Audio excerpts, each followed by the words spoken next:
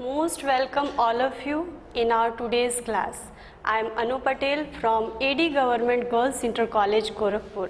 Dear students, today we are going to learn how to change assertive sentences into negative sentences, and along with it we will read interrogative sentences. So let's move on. First of all, it's very important for us to know negative sentences. Negative sentences are negative in nature. Negative sentences negative होते, nature में कैसे होते हैं? Negative होते हैं. These sentences have no or not in them. इनमें no और not होता है, आप जानते ही हो. एग्जाम्पल की तरह देखिए, यहाँ दो सेंटेंसेस हमने लिखा है. I am not going, I am not doing my work. तो इनमें ये नेगेटिव नेचर के होते हैं और इनमें not आता है. आगे, how to frame negative sentences. अब हम लोग लर्न करते हैं, समझते हैं कि कैसे नेगेटिव सेंटेंसेस बनाए जाते हैं. Changing positive statements into negative statements with the help of helping verbs. जब आपको हेल्पिंग वर्ब्स गिवन हो तब आप उन सेंटेंसेस को कैसे नेगेटिव बनाते हो. मीन्स आप देखते हो स्टेटमेंट्स जो होते हैं, सिंपल स्टेटमेंट्स जिनमें कि हेल्पिंग वर्ब आते हैं, उनको हम पहले नेगेटिव बनाना सीखते हैं. If a sentence has an auxiliary verb, बच्चों मैं यहाँ आपको बता देना चाहूँगी कि ऑक्सिलरी वर्ब में दोनों प्राइमरी ऑक्सिलरी जो कि बी की फॉर्म, प्रेजेंट में इज एम आर, पास्ट में वॉज वर, उसके साथ हैव, हैज़, हैड और डू की फॉर्म ये आती है, और उसके साथ साथ मॉडल वर्ब्स जो कि मे, माइट, कैन, कुड होते हैं, जो कि हमने पिछली क्लास में हम पढ़ चुके हैं. यदि इनमें से कोई भी आता है, कोई भी ऑक्सिलरी वर्ब आता है बच्चों, तो उसके साथ right note after the auxiliary verb. उस ऑक्सिलरी वर्ब के बाद आपको क्या ऐड करना होता है? नोट ऐड करना होता है नेगेटिव सेंटेंस बनाने के लिए. जैसे आई एम प्लेइंग, आप इसको नेगेटिव कैसे बनाएंगे? यहाँ हेल्पिंग वर्ब आपको गिवन है, बस आपको क्या करना है? आई एम नॉट प्लेइंग, आपको हेल्पिंग वर्ब के साथ नोट जोड़ना है. इसी तरह से देखिए कुछ और एग्जांपल्स हैं. He was punished, he was not punished. She has done her work, she has not done her work. It may rain today, may क्या है? मॉडल वर्ब है, इसके साथ भी नोट जोड़ के आप नेगेटिव बनाएंगे. It may not rain today. Hope कि आपको समझ आ गया होगा कि जब हेल्पिंग वर्ब गिवन रहती है सेंटेंसेस में तब हम कैसे नेगेटिव बनाते हैं. कुछ नहीं करना है, सिंपली हेल्पिंग वर्ब के साथ नोट ऐड करना रहता है.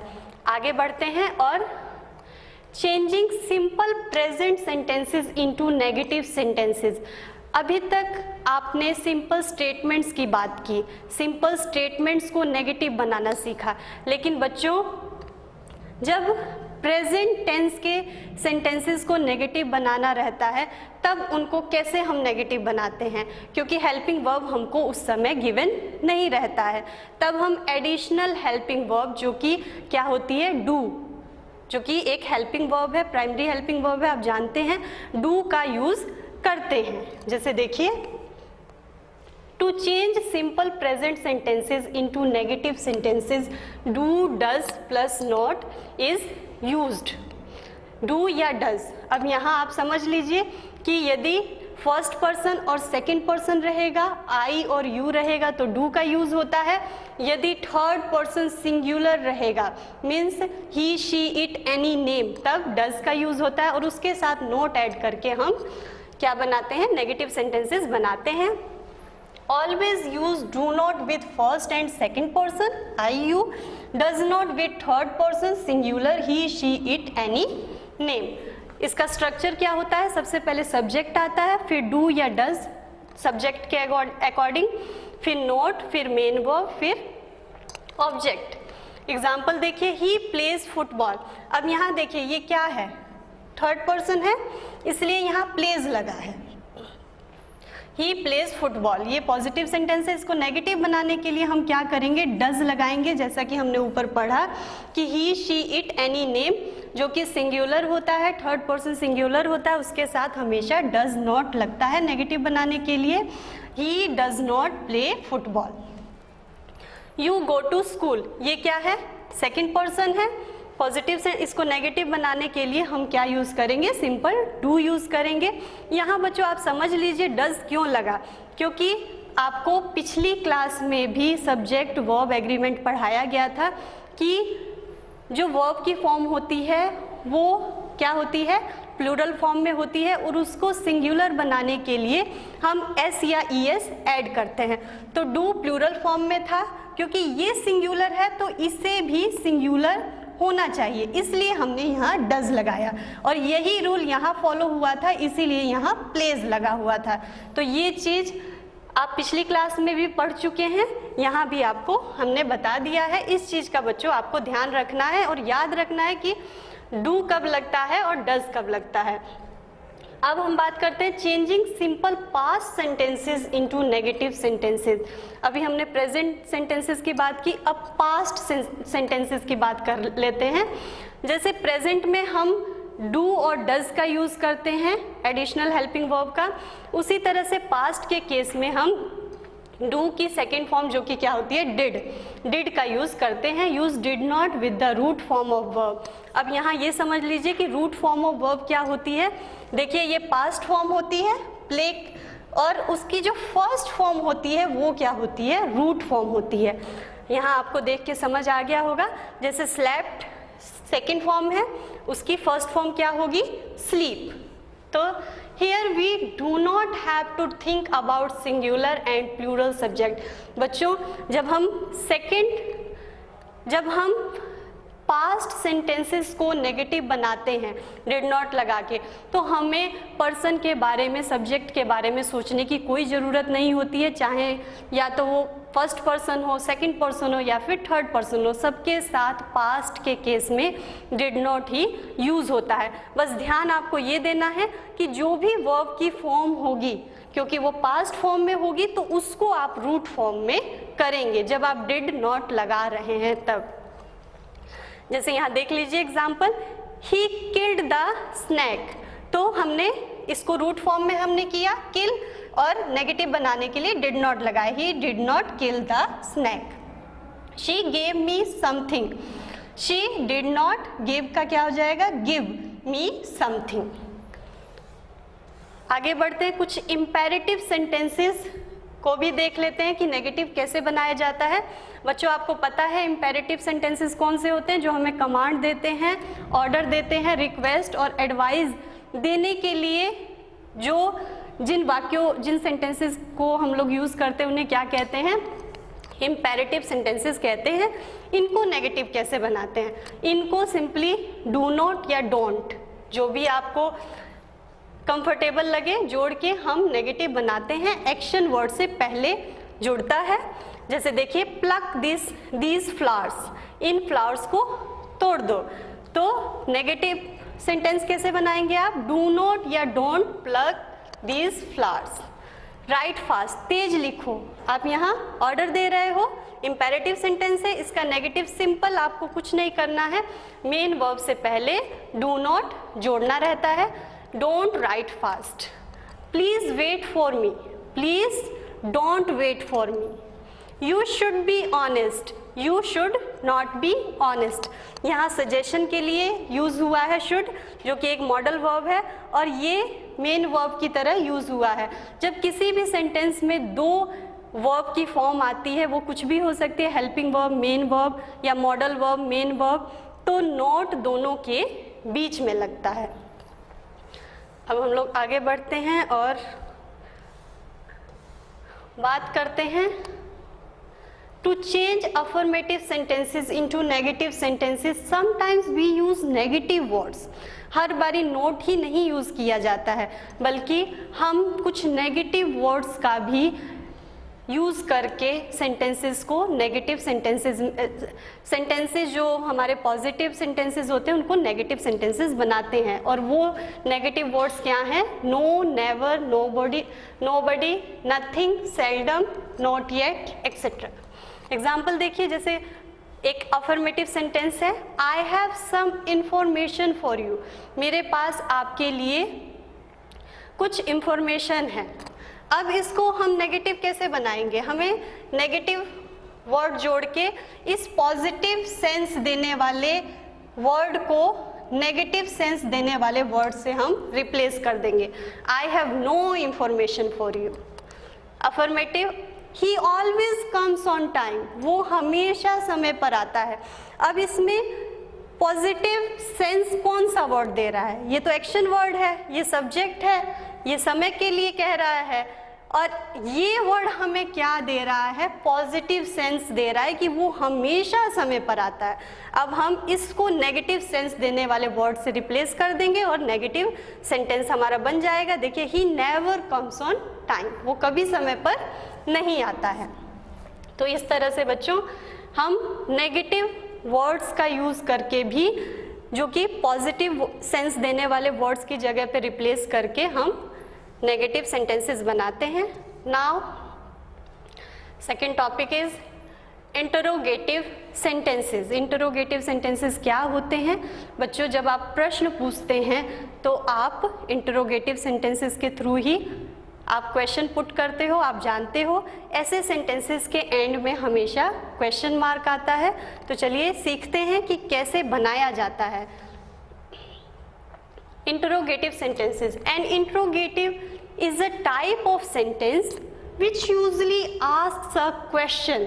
ये इस तरह के sentences हमेशा क्या पूछते हैं?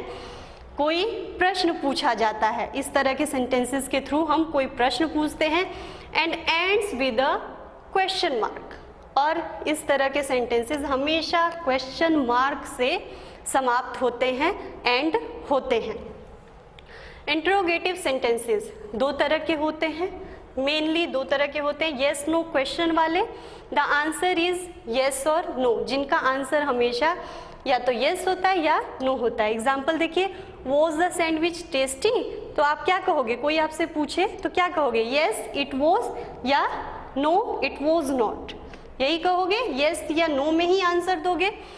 सेकेंड जो होता है क्वेश्चन वर्ड से बनने वाले इंट्रोगेटिव सेंटेंसेस, और बच्चों इनमें जो आंसर आता है वो आंसर कोई ना कोई इंफॉर्मेशन होता है, कोई ना कोई आप स्टेटमेंट के थ्रू, कोई ना कोई बात कह के आप उससे उस क्वेश्चन को पूरा करते हैं। जैसे आपसे मैं पूछूं व्हाट इज योर नेम, तो आप क्या कहोगे? रिस्पॉन्स में अपना नाम मुझे बताओगे। तो ऐसे जो इंट्रोगेटिव सेंटेंसेस होते हैं जो कि WH क्वेश्चन वर्ड्स से बनते हैं।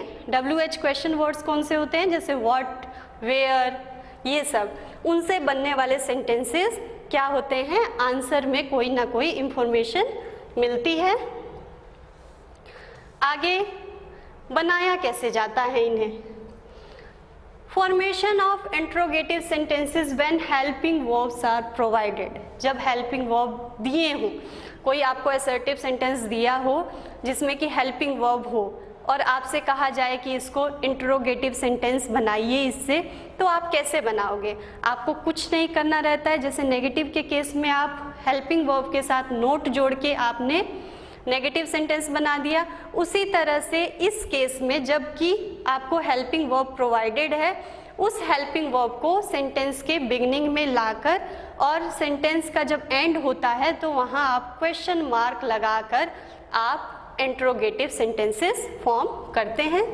हम समझ लेते हैं। If a sentence has a helping verb, यदि हेल्पिंग वर्ब हो, आपको बता दिया गया है हेल्पिंग वर्ब कौन कौन से होते हैं। Move helping verb in the beginning of the sentence, sentence के शुरू में ले आना है।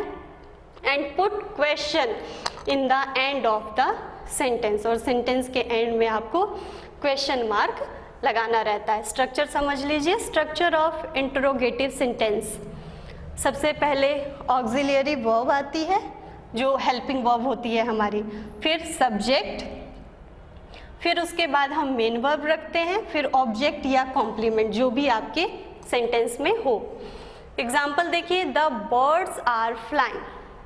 अब यहाँ हेल्पिंग वर्ब इसमें क्या है आप खुद सर्च कीजिए। हेल्पिंग वर्ब क्या है? आर है, हम आर को आगे ले आए हेल्पिंग वर्ब, फिर हमारा सब्जेक्ट क्या है? The birds. Are the birds flying, object. They can swim, can, फिर सब्जेक्ट दे, फिर मेन वर्ब जो हमारा गिवन है स्विम, कैन दे स्विम, और क्वेश्चन मार्क। इस तरह से बच्चों हम इंट्रोगेटिव सेंटेंसेस बनाते हैं। If primary auxiliary and modal auxiliary both are present in the sentence, then put the subject in the middle of the two. यदि प्राइमरी मॉडल वर्ब और प्राइमरी वर्ब दोनों एक सेंटेंस में गिवन हो, तब आप कैसे बनाते हैं? तब इस सब्जेक्ट को इन दोनों के बीच में हम पुट कर देते हैं। मीन्स जो भी फर्स्ट रहता है, चाहे वो मॉडल वर्ब हो चाहे वो प्राइमरी वर्ब हो, उसको पहले ले आते हैं। कैन ही, कैन को हम यहाँ बाहर ले आए, कैन, फिर सब्जेक्ट हम यहाँ पुट करेंगे, can he B sleeping at this time, और क्वेश्चन मार्क पुट कर देंगे। इस तरह से हम इंटरोगेटिव सेंटेंसेस बनाते हैं। आगे बढ़ते हैं और अब हम लोग बात करते हैं जब हेल्पिंग वर्ब प्रोवाइडेड नहीं है, हेल्पिंग वर्ब सेंटेंस में ना हो।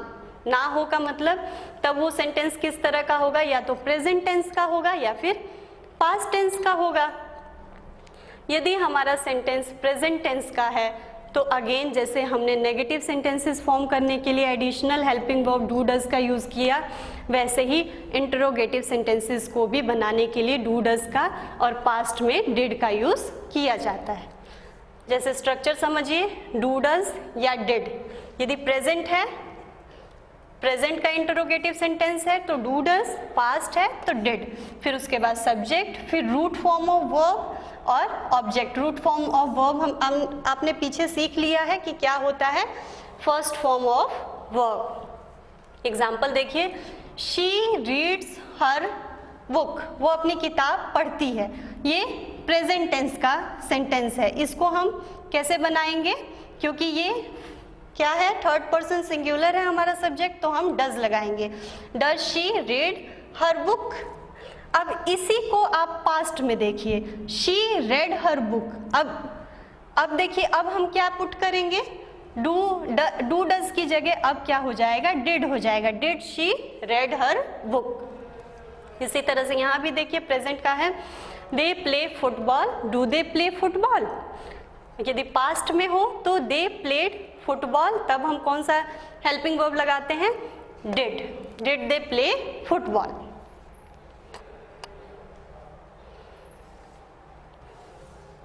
आगे बढ़ते हैं और interrogative sentences with WH question words. यदि इंटरोगेटिव सेंटेंसेस, कई इंटरोगेटिव सेंटेंसेस होते हैं जिनको हम WH क्वेश्चन वर्ड्स का यूज़ करके बनाते हैं। WH क्वेश्चन वर्ड्स किसको कहते हैं बच्चों? पहले ये देख लीजिए, what, who, where, when, why, how, which, इनको WH क्वेश्चन वर्ड्स कहते हैं। क्यों कहते हैं? क्योंकि ये जनरली WH से शुरू होते हैं, इसलिए इन्हें WH फैमिली भी कहते हैं या WH क्वेश्चन वर्ड्स भी कहते हैं। ये क्या करते हैं? Sentences with the help of question words are form to get some information about the person, thing about whom we are talking. जिसके बारे में हम बात कर रहे हैं उसके बारे में कोई ना कोई इंफॉर्मेशन हमें देते हैं। जैसे व्हाट हमें क्या देता है? किसी की आइडेंटिटी के बारे में हम जब पूछते हैं तो हम व्हाट का यूज़ करते हैं, व्हाट आर यू। प्रोफेशन के बारे में पता लगाने के लिए भी व्हाट का यूज़ किया जाता है, ऑक्यूपेशन ऑफ समवन। फिर इसी तरह से हु किसी की आइडेंटिटी के लिए, कौन है आप, हु आर यू। फिर वेयर, व्हेन और व्हाई, ये प्लेस, टाइम, पीरियड और रीजन के लिए यूज होता है। Where are you going, when he will come, why are you waiting here.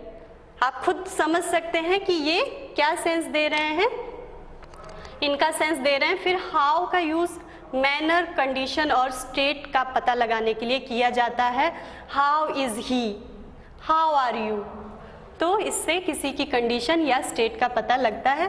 फिर स्ट्रक्चर ऑफ इंटरोगेटिव सेंटेंसेस, क्या स्ट्रक्चर होता है? सबसे पहले क्वेश्चन वर्ड आता है, उसके बाद auxiliary verb, subject, main verb, object या कॉम्प्लीमेंट। स्ट्रक्चर सेम रहता है, बस क्वेश्चन वर्ड आगे और इसके साथ आ जाता है। जैसे एग्जाम्पल देख लीजिए, what is your name, my name is Alok. Now who is that man, वह मैन कौन है? He is a postman. How is your brother now, he is better now.